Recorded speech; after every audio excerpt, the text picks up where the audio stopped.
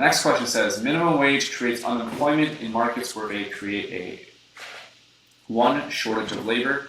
Minimum wage laws are a predominant reason for unemployment in the United States. 2, shortage of labor. Minimum wage laws are not the predominant reason for unemployment in the United States. 3, surplus of labor. Minimum wage laws are the predominant reason for unemployment in the United States. And 4, surplus of labor. Minimum wage laws are not the predominant reason for unemployment in the United States. So let's break this down. Let's say labor market, minimum wage graph.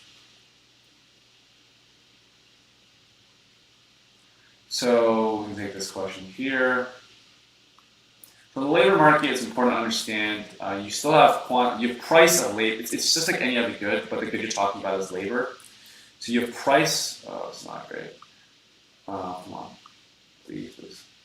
Yeah. Okay.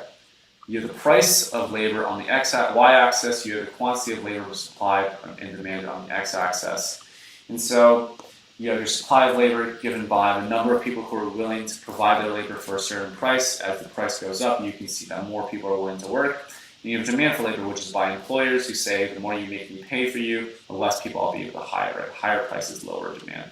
And so with a minimum wage law, so without a minimum wage law in the labor market, you would have equilibrium, right?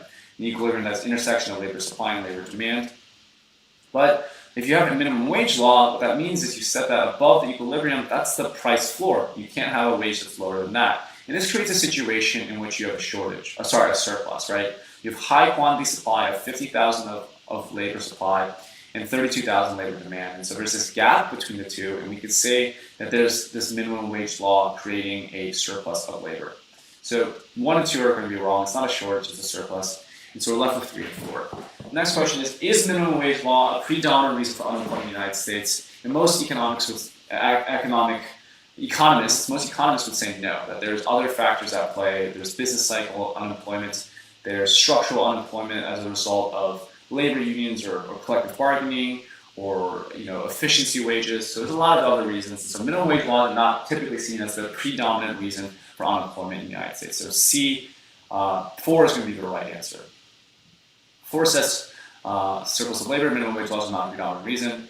And the previous tutor says the minimum wage defines the lowest price at which a worker must sell his or her labor in the market to employers as guided by the law. No worker shall sell or be compelled to sell their services at a wage lower than the minimum wage for the government regulation is imposed to prevent and enhance the welfare of workers.